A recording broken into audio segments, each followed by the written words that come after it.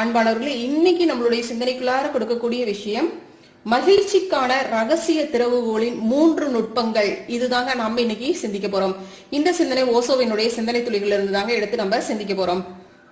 ஓஷோ மகிழ்ச்சி வேறு இன்பம் வேறு அப்படின்னு சொல்லுவாங்க. இன்பம் அப்படிங்கிறது தற்காலிக ஒரு சந்தோஷத்தை தரக்கூடியதாக இருக்கும். ஆனா மகிழ்ச்சி அப்படிங்கிறது ஒரு உள்ளார்ந்த அமைதியை, ஒரு நிம்மதியை தரக்கூடியதாக உங்களுக்கு இருக்கும் அப்படிம்பாங்க. அதுதான் எப்பவும் சொல்லுவாங்க, உங்களுடைய வாழ்க்கை மகிழ்ச்சிகரமானதாக வைத்துக் கொள்ளுங்கள் அப்படிம்பாரு. இப்ப நம்ம மகிழ்ச்சியாக இருப்பதற்கு எந்த மாதிரியான வழிகளை நம்ம பின்பற்றும் போது நம்மளுக்கு இது எளிமையாக கிட்டும் அப்படிங்கிறார் பாருங்க. தன்னை தெரிந்து கொள்வது அப்படிங்கிறது ரொம்ப எளிமையான விஷயம்தான். அது ஒண்ணும் அவ்வளவு கடினமான விஷயம்லாம் கிடையாது. அது கடினமா இருக்கவே முடியாது அப்படிங்கிற. நீங்கள் கற்றுக்கொண்ட சிலவற்றை மறக்கணும். நீங்க யார் என்பதை தெரிந்து கொள்ள நீங்க எதையுமே படிக்கணும்னு அவசியம் இல்லை. நீங்க சிலவற்றை மறக்கணும், அவ்வளவுதான்ப்பா அப்படிங்கிற. ஏற்கனவே நம்மளுக்கு அந்த விஷய ஞானங்கள்லாம் இருக்கும் பாத்தீங்களா, அந்த விஷய ஞானங்களை எல்லாம் விட்டுருங்க.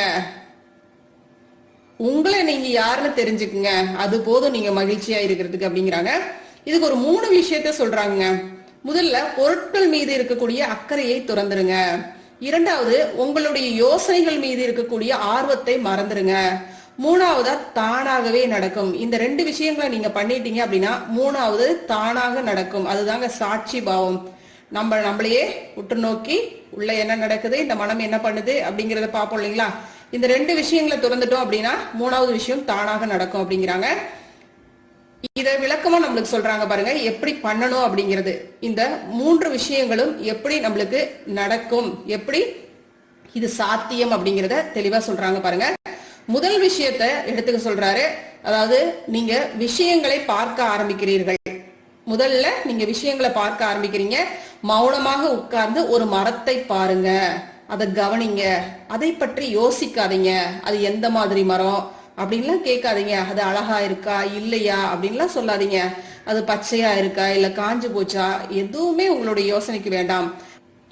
அதை பற்றிய எந்த யோசனைகளுமே வேண்டாம் அப்படிங்கிறாங்க. அப்படியே அந்த மரத்தை பார்த்து கொண்டே இருங்க. நீங்க இதை எங்கு வேண்டுமானாலும் செய்யலாம், எதை வேண்டுமானாலும் நீங்க கவனிக்கலாம். ஆனா ஒரு விஷயத்தை மட்டும் நினைவில் வச்சுக்கோங்க, எண்ணம் வரும்போது அதை தள்ளி வைக்கணும். அதை நகர்த்தி வச்சுட்டு மறுபடியும் அந்த பொருளையே பார்த்துக்கிட்டுருங்க. ஆரம்பத்துல பார்த்தோன்னா அது கடினமா தான் இருக்கும். ஆனா சிறிது காலத்திற்கு பின்னாடி அங்க ஒரு இடைவெளி வரும். இங்க என்ன சொல்றாருன்னு புரியுதா பாருங்க. நீங்க ஒரு மரத்தை கவனிங்க, இல்ல எந்த ஒரு பொருளா இருந்தாலும் சரி நீங்க அதை கவனிங்க. ஆனா அதனுடைய தன்மை எப்படி இருக்கு அப்படிங்கறத பத்தி நீங்க சிந்திக்கவே வேண்டாம். வெறுமனே நீங்க பார்த்துட்டு இருங்க அப்படிங்கிறாங்க. இது பாத்தீங்கன்னா ஆரம்பத்துல கொஞ்சம் கஷ்டமா தான் இருக்கும். ஆனா சில நாட்கள், சில மாதங்களுக்கு பிறகு அங்க ஒரு இடைவெளி வரும். அப்ப பாத்தீங்கன்னா எந்த மாதிரியான யோசனையுமே உங்களுக்கு இருக்காது. அந்த எளிமையான அனுபவத்துல ஒரு மிகப்பெரிய மகிழ்ச்சி எழுவதை நீங்க பாப்பீங்க, உணர்வீங்க. எதுவுமே நடக்கவில்லை, யோசனைகள் அங்க இல்ல, மரம் அங்க இருக்கு, நீங்க அங்க இருக்கிறீங்க. உங்கள் இருவருக்கும் இடையே ஒரு வெற்றிடம் தான் இருக்கு. அந்த வெற்றிடத்துல எந்த யோசனைகளுமே இல்ல, கண்ணுக்கு தெரியாத எந்த காரணமுமே இல்லாம திடீர்னு பாத்தீங்கன்னா ஒரு மிகப்பெரிய மகிழ்ச்சி அந்த இடத்துல இருக்கும். இதுதாங்க முதல் ரகசியம். இதை நீங்க தெரிஞ்சுக்கிட்டீங்க. இப்ப இந்த ஒரு விஷயத்த நீங்க முழுமையா உணர்ந்துட்டீங்க அப்படின்னா இந்த ஒரு ரகசியம் உங்களுக்கு தெளிவாக புலப்பட்டுருச்சு அப்படிங்கிறாரு. இந்த ஒரு விஷயத்த ஃபாலோ பண்ணி இன்னும் கொஞ்சம் நுட்பமான முறையில நீங்க இன்னும் உள்ள போங்க. அதாவது நம்மளை சுற்றி நிறைய பொருட்கள் இருக்கு. நீங்க அதுல ஒரு புகைப்படத்தை தேர்ந்தெடுக்கலாம், இல்ல உங்க வீட்டுல இருக்கக்கூடிய ஏதோ ஒரு பொருள், ஒரு மேஜை, ஒரு நாற்காலி, இந்த மாதிரி ஏதோ ஒரு பொருளை நீங்க தேர்ந்தெடுத்துக்கலாம். அதை நீங்க உற்று நோக்கிக்கிட்டே இருக்கிறீங்க. இப்பவும் நீங்க நினைவுல வச்சுக்க வேண்டியது என்ன அப்படின்னு பாத்தீங்கன்னா, அதை பத்தி யோசிக்காதீங்க. யோசிக்காம பாத்துக்கிட்டே இருங்க.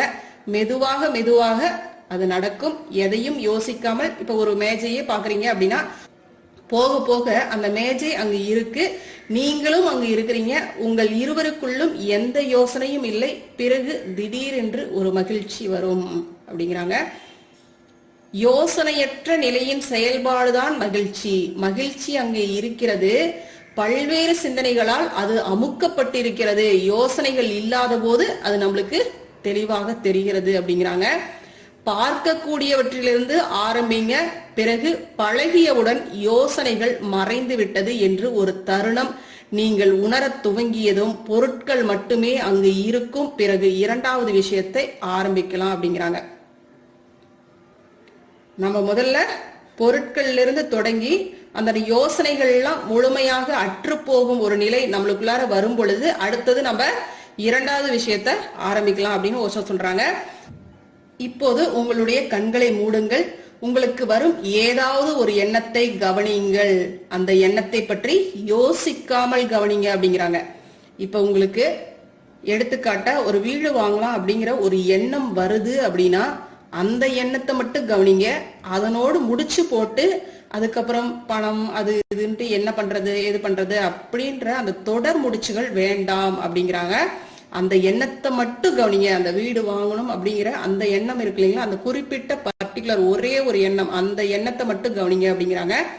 உங்களுடைய மனத்திரையில நீங்க அப்படி கவனிச்சுட்டு வரும் பொழுது ஏதாவது ஒரு முகம் வரும், அல்லது ஒரு மேகம் நகரும், அல்லது ஏதாவது அதை ஒட்டி ஒரு விஷயம், ஒரு காட்சி உங்களுக்கு பிம்பமாக வரும். அதை எந்த சிந்தனையுமே இல்லாம அப்படியே பாருங்க அப்படிங்கிறாங்க. முதலாவது விஷயத்தை விட இது கொஞ்சம் கஷ்டமா தான் இருக்கும். காரணம், பொருட்கள் மொத்தமா இருக்கு, சிந்தனைகள் நுட்பமாக இருக்கு. ஆனா முதலாவது நடந்து விட்டால் இரண்டாவதும் நடக்கும். அவகாசம் மட்டும்தான் கொஞ்சம் தேவையா இருக்கு. அந்த எண்ணங்களை பார்த்துக்கிட்டே இருங்க. சிறிது நேரம் கழித்து அது நடக்கும். என்ன நடக்குங்கிறாருங்க, அந்த மாதிரி ஒரு காட்சி உங்களுக்கு நடக்கும். சில வாரங்களுக்குள்ளாக அல்லது சில மாதங்கள்ல இல்ல சில வருடங்கள் கூட எடுக்கலாம். எத்தனை உள்ளார்ந்து எவ்வளவு முழு ஈடுபாட்டோடு நீங்கள் செய்கிறீர்கள் என்பதை பொறுத்துதான் இது நடக்கும். உங்களுக்கு விரைவாக நடக்குமா இல்ல கொஞ்சம் காலம் எடுக்குமா அப்படிங்கிறது உங்களுடைய முழு ஈடுபாடு தான் அதுக்கு. அது மட்டும் இல்லைங்க, நம்மளுடைய பதிவுகள்னு ஒரு விஷயம் இருக்கு இல்லைங்களா, நம்ம உள்ள போட்டு வச்சிருக்கிறோம் இல்லைங்களா, குப்பைகள்லாம், ஏகப்பட்ட குப்பைகள், அதையெல்லாம் அப்புறப்படுத்தாம நம்ம இந்த மாதிரி விஷயங்களை ஈடுபடும் பொழுது கொஞ்சம் கால அவகாசம் எடுக்கத்தான் செய்யும். ஆனா இதை நம்ம பண்ணிக்கிட்டே வரும் பொழுது ஒரு குறிப்பிட்ட விஷயத்தின் மீது கவனம் செலுத்தும் பொழுது இதுவுமே ஒரு தியானம் தாங்க. இது ரொம்ப எளிமையான தியானம். ஓஷோ பாத்தீங்கன்னா ரொம்ப சிம்பிளா நம்மளுக்கு தியானங்கள்லாம் கத்து கொடுப்பாருங்க. ரொம்ப கஷ்டமே இல்லாம கத்து கொடுக்கறது தான் ஓஷோவினுடைய டெக்னிக்கே. அப்ப அந்த வகையில ஒரு மரத்தை கவனிக்கிறது, ஒரு பொருளை கவனிக்கிறது, இதெல்லாம் பாத்தீங்கன்னா தியானம் தான். அந்த இடத்துல எண்ணங்கள் அற்ற நிலை இருக்கும் இல்லைங்களா. அதே மாதிரி பாத்தீங்கன்னா அடுத்த கட்டத்துக்கு மூவாக சொல்றாரு, எண்ணங்கள் மீது நீ கவனம் செலுத்து, ஆனா யோசனை இல்லாம செலுத்து அப்படிங்கும் பொழுது அதுவுமே பாத்தீங்கன்னா மனதை ஒருமுகப்படுத்துறது தான். அந்த இடத்துல நம்ம அந்த குறிப்பிட்ட எண்ணங்களின் மீது நம்ம போக்கஸ் பண்ணி நம்ம சரியா நம்ம அந்த இடத்துல செலுத்தும் பொழுது அந்த இடத்துல பாத்தீங்கன்னா மனதுக்குள்ளார ஒரு அற்புதமான ஒரு நிகழ்வு கிட்டும். அது விவரிக்க முடியாத ஒரு நிலை. அதை நம்ம உணரும் பொழுதுதான் நம்மளுக்கு தெரியும் அந்த அனுபவம். அந்த தியானத்தின் மூலமாக கிடைக்கக்கூடிய அனுபவங்கள்லாம் இருக்கு பாத்தீங்களா, அதெல்லாம் நம்மளால வார்த்தைகள்ல விவரிக்க முடியாத ஒரு விஷயமாக இருக்கும். ஏன்னா மகிழ்ச்சி, அதனுடைய உள்ளார்ந்த ஆனந்தம், அது நம்மளால உணர்ந்துதான் நம்மளுக்கு புரிஞ்சுக்க முடியும். அதுக்கு அடுத்து சொல்றாரு பாருங்க, இத முழு ஈடுபாட்டோட எப்படி செய்யறீங்களோ அதை பொறுத்துதான் உங்களுக்கு அமையும். பிறகு பாத்தீங்களா, ஒரு நாள் திடீர்னு சிந்தனைகள் அங்கே இல்லை, நீங்கள் தனியாக இருக்கிறீர்கள். முதல் தடவை அடைந்த மகிழ்ச்சியில் அந்த மரம் இருந்தது. எண்ணங்கள் மறையும் போது அடையும் சந்தோஷம் அந்த முதல் சந்தோஷத்தை விட 1000 மடங்கு அதிகமானதாக இருக்கும். 1000 மடங்கு அது ஆழமாக இருக்கும். நீங்க அந்த மகிழ்ச்சியில் மூழ்கி போவீர்கள் அப்படிங்கிறாருங்க. இதுதாங்க இரண்டாவது கட்டம் அப்படிங்கிறாரு. இது நடக்க ஆரம்பிச்ச உடனேயே பாத்தீங்கன்னா மூன்றாவதை செய்யுங்க. கவனிப்பவரை கவனிங்க. இப்போது எந்த பொருளுமே இல்ல, பொருட்களை விட்டுவிட வேண்டும், சிந்தனைகளையும் விட்டுவிட வேண்டும். இப்போது நீங்க தனியா இருக்கிறீங்க. இப்ப அப்படியே அந்த கவனிப்பவரை கவனிங்க. பார்க்கும் செயலுக்கு ஒரு சாட்சியாக இருங்க. ஆரம்பத்துல மறுபடியும் கடினமா தான் இருக்கும். காரணம், எதையாவது பார்ப்பது மட்டும்தான் நமக்கு தெரியும். ஒரு பொருள் அல்லது இல்ல ஒரு சிந்தனை, ஒரு யோசனை இருந்தா கூட அதையாவது கவனிச்சுக்கிட்டு இருக்கலாம். இப்ப எதுவுமே இல்லையே, முழுமையான வெறுமை. அப்ப யார் இருக்காங்க அந்த இடத்துல? கவனிப்பவர் மட்டும்தான் இருக்கிறாங்க. நீங்க உங்க பக்கமா திரும்பணும். இதுதான் முக்கியமான ரகசிய திறவுகோள் அப்படிங்கிறாங்க. நீங்க அப்படியே அங்கேயே தனியாக இருக்கிறீங்க. அந்த தனிமையில ஓய்விடுங்க. இது நடக்கும் ஒரு தருணம் வரும், அது நடந்துதான் ஆக வேண்டும் அப்படிங்கிறார். முதல் 2 நடந்து விட்டால் 3வது நடந்தேதான் ஆக வேண்டும், அதை பற்றி நீங்கள் கவலைப்படவே வேண்டாம் அப்படிங்கிறாங்க. இந்த 3வது விஷயம் நடந்துருச்சு அப்படின்னா முதல் முறையாக உங்களுக்கு மகிழ்ச்சி அப்படின்னா என்ன அப்படிங்கிறது புரிய வரும். அது ஏதோ உங்களுக்கு நடப்பதல்ல, அதனால் அதை அழித்து விட முடியாது.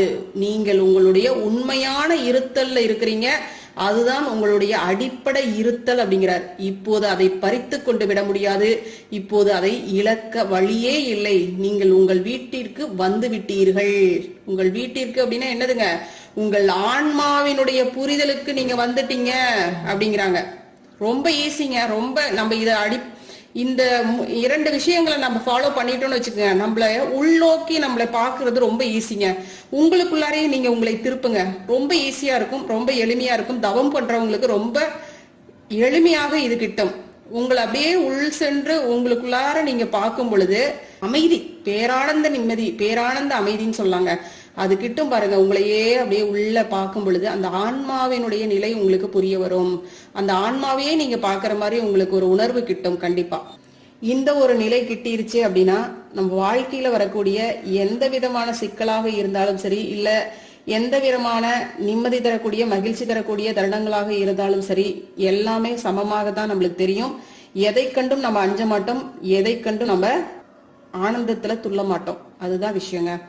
அதனால இப்ப பாத்தீங்கன்னா நம்மளுடைய தன்மை எப்படி இருக்குங்க, நம்மளுடைய இருத்தல் எப்படி இருக்குங்க, அந்த தெய்வீக தன்மையாக இருக்கும். ஒட்டுமொத்தமா என்ன சொல்றாருங்க, முதல்ல நீங்க பொருட்களை யோசனைகளை மறக்கணும். முதல்ல பார்க்கக்கூடியதை கவனிங்க, பிறகு நுட்பமானதை கவனிங்க, பிறகு அதற்கு அப்பாற்பட்டதை, அதாவது அந்த பார்க்கக்கூடியதற்கும் நுட்பத்திற்கும் அப்பால் உள்ளதை கவனிங்க அப்படிங்கிறாங்க. சரிங்களா? அதுதாங்க சாட்சி பாவம், வாழ்க்கையினுடைய ரகசியமே. சரிங்களா? வாழ்க வளமுடன். நன்றி. அருட்பேராற்றலின் அன்பு கருணையினால் நாம் அனைவரும் நல்ல உடல் நலம், நீல் ஆயுள், நிறை செல்வம், உயர் புகழ், மெய்ஞானத்தோடு நல்லதொரு வாழ்க்கையை நலமுடனும் வளமுடனும் வாழ்வோம். வாழ்க வளமுடன்.